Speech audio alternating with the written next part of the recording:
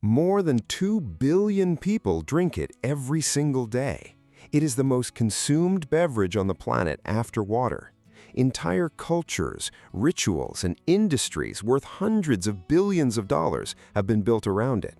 You have probably already had a cup today, or you're thinking about one right now. But there are things about coffee that will change the way you look at it forever. Coffee is one of the most powerful natural sources of antioxidants in the average person's diet. It reduces the risk of Parkinson's disease, type 2 diabetes, and liver cirrhosis. But it can also raise blood pressure, trigger anxiety, and destroy your sleep, even if you had your last cup at 3 in the afternoon. And there is one specific moment when drinking coffee is the worst thing you can do, and most people make exactly this mistake every single morning. In the next 7 minutes, you will learn everything. This channel is science about food and drink, without advertising and without manipulation, only peer-reviewed research and facts. Subscribe now so you don't miss the next video. Coffee's homeland is Ethiopia. According to legend, a goat herder named Kaldi in the 9th century noticed that his goats became unusually energetic after eating the berries of a particular shrub. He tried them himself and felt a surge of energy. But that is legend. The first credible historical evidence of coffee consumption dates to the 15th century, when Yemeni Sufi monks began drinking it to stay awake during nighttime prayers. From there, coffee spread across the Arab world. The first coffee houses, called Makkah, opened in Mecca and Constantinople in the 15th and 16th centuries. They were known as schools of the wise, places where people gathered to discuss politics, philosophy, and the news of the day. Coffee reached Europe in the 17th century and immediately became revolutionary. Why? Because it replaced alcohol as the primary daily beverage. Before coffee, Europeans drank beer and wine even at breakfast because the water was unsafe. Coffee gave them energy instead of intoxication. Some historians argue that the coffee houses of the 17th and 18th centuries actually accelerated the Enlightenment because for the first time, large numbers of people were gathering sober and exchanging ideas. The answer has nothing to do with taste or tradition. The answer is biochemistry. Caffeine is the most widely consumed psychoactive substance on the planet. It works by blocking adenosine receptors in the brain, and adenosine is the compound responsible for the feeling of tiredness. When those receptors are blocked, fatigue disappears, mood improves. But here's something most people don't know. Caffeine doesn't actually give you energy. It temporarily conceals your fatigue. Adenosine keeps accumulating throughout the day. When the caffeine wears off, that fatigue returns with double the force. This is precisely why, after one coffee, you want another. This is not addiction in the classical sense, but it is a real biochemical cycle that is genuinely difficult to break. Research shows that for the majority of people in the Western world, coffee is the single largest source of antioxidants in their diet, more than fruits and vegetables combined. Not because coffee is superior to vegetables, but because people drink it every day and in significant quantities. People who regularly drink coffee have a significantly lower risk of developing Parkinson's disease. The mechanism is still being studied, but the association has been confirmed across dozens of large cohort studies. The half-life of caffeine is 5 to 6 hours. This means a cup of coffee consumed at 2 p.m. is still half active at 8 p.m., and a quarter of it is still circulating at midnight.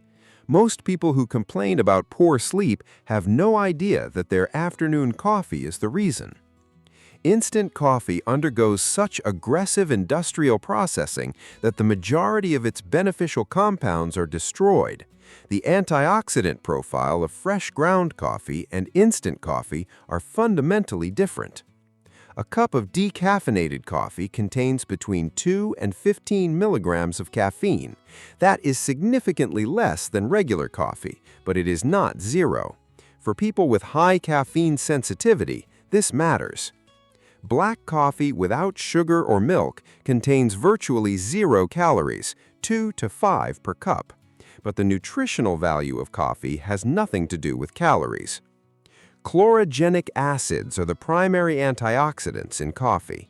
They reduce inflammation, improve insulin sensitivity, and have neuroprotective properties. 1 cup of coffee covers approximately 7% of the daily recommended intake of magnesium, a mineral involved in over 300 enzymatic reactions in the body. Coffee contains small amounts of B2 and B3, riboflavin and niacin, not a primary source, but the contribution is real. Sugar, flavored syrups, and sweetened plant-based milk alternatives turn coffee from a beneficial drink into a dessert. A vanilla latte from a popular chain can contain 40 to 50 grams of sugar. Write it in the comments. What time do you have your last coffee of the day? And did you know caffeine stays active in your body for up to 10 hours after you drink it? Caffeine directly amplifies anxiety symptoms by activating the sympathetic nervous system. For people with generalized anxiety disorder or panic attacks, even moderate coffee consumption can trigger a significant worsening of symptoms. Caffeine temporarily raises blood pressure. For people who already have hypertension, this places additional strain on the cardiovascular system. Coffee stimulates the production of stomach acid and weakens the lower esophageal sphincter. The result is worsened heartburn and acid reflux. The brain continues developing until the age of 25.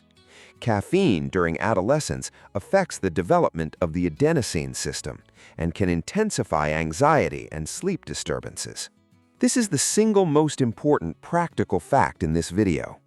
In the first hour after waking, cortisol levels are naturally at their peak, and cortisol already provides energy and alertness on its own. Drinking coffee at this moment means caffeine produces almost no additional effect, while simultaneously building your tolerance to it. The optimal time for your first coffee is 90 minutes after waking up. That is when cortisol begins to decline and when caffeine delivers its maximum effect. Given caffeine's half-life, if you go to bed at 11 p.m., your last coffee should be no later than 1 p.m. to 2 p.m. Coffee on an empty stomach accelerates the production of stomach acid. It is better consumed during or after a meal. Coffee was born in Ethiopia, conquered the Arab world, and may have accelerated the Enlightenment. It blocks fatigue through adenosine receptors. It is the primary source of antioxidants for billions of people. It reduces the risk of Parkinson's disease and type 2 diabetes, but it destroys sleep, amplifies anxiety, and becomes harmful when consumed the wrong way. Science doesn't say coffee is bad. It says this: everything depends on when and how you drink it. Subscribe, because next week we are breaking down another product from your daily routine, and there's plenty there worth uncovering too. See you then.